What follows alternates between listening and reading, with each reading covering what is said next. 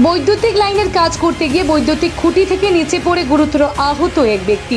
ঘটনা তেলিয়ামুড়া মহকুমার দক্ষিণ ঘিলাতলি এলাকায়। জানা যায় শুক্রবার রাতে তেলিয়ামুড়া মহকুমার দক্ষিণ ঘিলাতলি এলাকায় প্রান্ত সরকার নামের এক ব্যক্তি নিজের বাড়িতে বৈদ্যুতিক লাইনে বিভ্রাট দেখে নিজেই বৈদ্যুতিক খুঁটিতে উঠে লাইন সারাই করতে গিয়ে বৈদ্যুতিক খুঁটি থেকে পা পিছলে মাটিতে পড়ে যায়।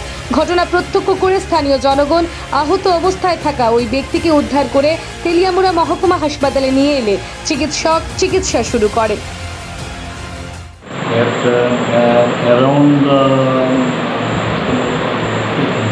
around 9:30 কান্তোষ সরকার নামের একজন পেশেন্ট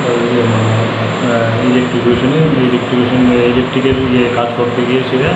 এটা বাড়ির পরে নিচে অনেক ইলেকট্রিক পোস্ট থেকে নিচে পড়ে গেছে। পড়ার পরে তার কিছু বডি ইঞ্জুরি হয়েছে, স্পেশালি মাথার পেছনে একটু ইঞ্জুরি হয়েছে।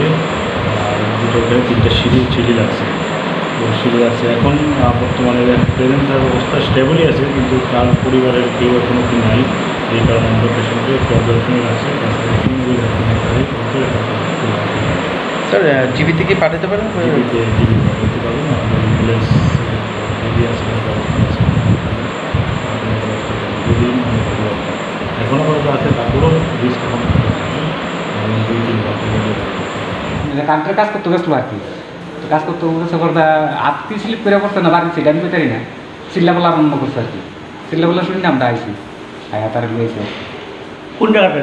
দক্ষিণ জেলাতে। নাম কেউ না? কান্তোষ সরকার। মানে মেন লাইনে উঠতে গেলে কারেন্ট ঠিক করতে গেছে। যে কারেন্টের যে পিলার বাড়ির লাইন গেছে আর কি। কোন জায়গাটা বাড়ি? দক্ষিণ জেলাতে। বয়স কত?